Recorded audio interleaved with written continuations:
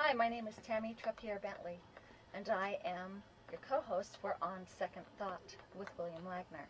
And I am here at the edge of Zion National Park with the beautiful view of Canyon Overlook.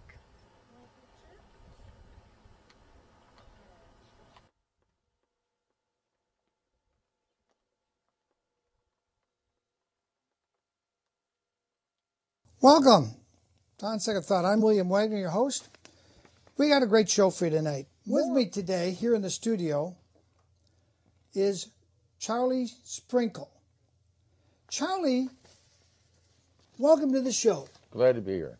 Charlie, do you have a driver's license? No, sir, I haven't. I don't drive commercially. You don't drive commercially, I see. So you don't need a driver's license? If you're not being paid, there's no need for a driver's license. So if I was getting paid to haul goods and services, or I was a taxi driver, you would have to have a driver's license. That's commerce. That's commerce. But you don't drive in commerce, so you haven't had a driver's license for how many years, Charlie? 37 years. What happens, Charlie, when the police pull you over and they think you're speeding or you didn't signal? Well, now they just shake their finger at me or tell me to have a nice day. Oh, really? Yes, sir. Well, let's see. As a cop, I pull up, I say, "May I see your driver's license, please?" I don't have one. Why don't you have one? You're driving a car. I don't want one, and I'm not driving. I'm traveling.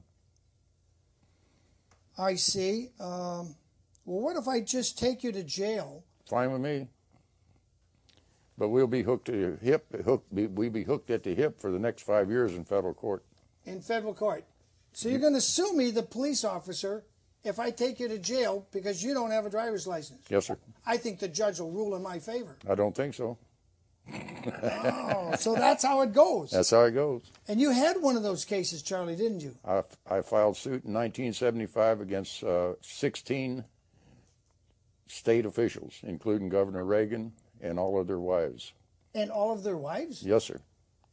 When the officer pulls his red lights on you, he's declaring an emergency. That's a felony when there is no emergency. So he's already violated his job oath of office when he turns his red lights on to stop you. And then in my case, if he interferes with my right to travel, he's violating the Constitution of the United States. Wow. He becomes an imposter in the office of, he becomes imposter in his office. And therefore he's taking his wages under false pretenses, and that's fraud. And you've taken people to court? Yes, sir. Did Mrs. Reagan like being served? Yes, sir. We served her as she was backing out of her driveway in the limousine. Did she like it when they served her? She was having a hissy fit. As a matter of fact, the wives didn't like being charged with fraud for something their husbands had done. So why did you name Mrs. Reagan?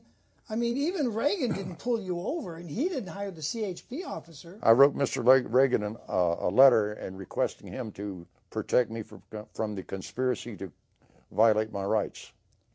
And did he protect you? No, he refused in writing. Oh. So he violated his oath of office. He became an imposter in the governor's office, and his wife was same as driving a getaway car for a bank robber. She's accessory after the fact. Wow. And they tried to get that dismissed in federal court 3 different times, and they failed all 3 times. And then all they could do then was make a deal. Wow. Well, I got to take my hat off to you, Charlie, because I don't think I've talked to anybody that's ever sued a governor and his wife and won. And did they pay you money, or what? How did that resolve? But they couldn't get the case dismissed out of the federal court, so they sent a black limousine down to my house. 2 guys got out of the back doors of the car, dressed in very dark suits and sunglasses, and came to my door. Of course, I had a rifle set up at the door because I was expecting to be assassinated over this deal. Yeah. I was only 35 years old, and I was the only one in California at the time fighting a driver's license. So I expected to be found face down in a ditch someplace, and so I was well armed. Anyway, they came to the door, and they said, "Mr. Sprinkle, we can assure you that you will have full run of the road if you do not pursue the lawsuit any further. I said, fine. I'll take that under advisement, and we'll see what happens. And after another few words, they decided to get in their car and go home, or wherever they came from. So I immediately went out and got into my yellow sports car and went out onto the highway and found me a highway patrolman, and they was doing 65 at the time. It was the speed limit. And I cranked my little yellow car up to about 90 mile an hour, went by them blowing my air horns. And of course they pursued me immediately. Yeah, I would expect that, Charlie, yeah. And I pulled off the side of the road, and I said, what can I do for you? And he says, what are you doing? I said, I was doing about 90. He said, what's your name? You got a driver's license? No. Oh. What's your name? My name's Charlie Sprinkle. Well, Mr. Sprinkle, we just stopped to see if we could be of any assistance to you. I said, well, no, I think I can get along all right by myself. And he said, well, have a nice day. So I left him in a cloud of dust. Oh, boy. They didn't say anything about the fact you admitted you were doing 90 in a 65 zone? No. They didn't say a word about it? Yeah, I've been told I'd be left alone if I didn't pursue the suit.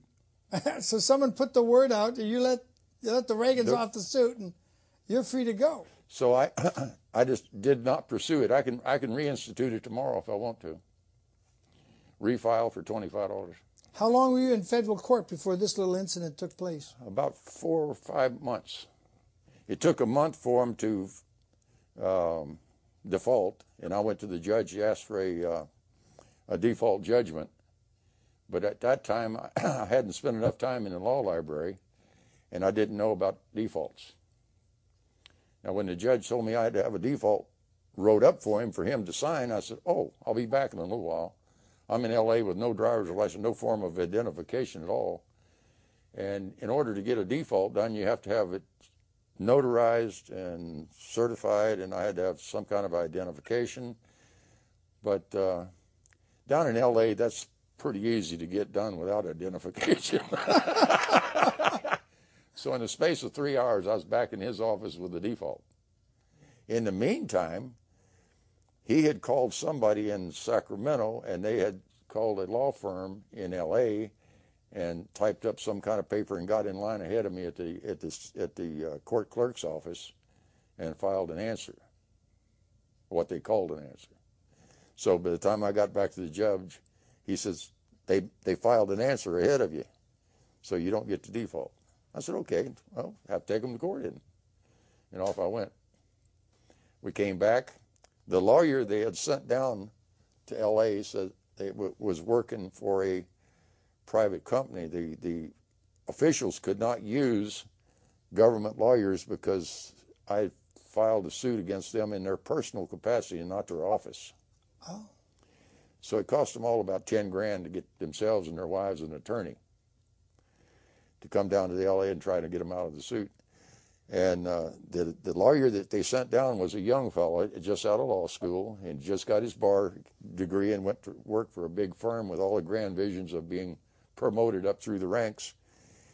And they told him, he said, you shouldn't have any trouble with this backhoe operator. He's only 35 and he's dropped out of the 9th grade. I mean, you shouldn't have any trouble getting him out of federal court, no problem.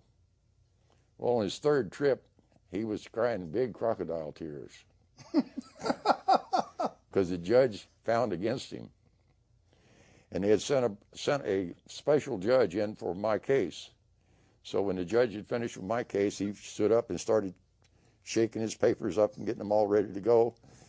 And the attorney for the judges stood up and way over on the other side of the courtroom, and the place was full of lawyers and plaintiffs and defendants, whatever they were. And the lawyer hollers across the courtroom, Mr. Sprinkle, he says, I would like to speak to you after the judge has left the courtroom. I said, why, Mr. Leicester, what is it you have to say to me that you don't want the judge to hear?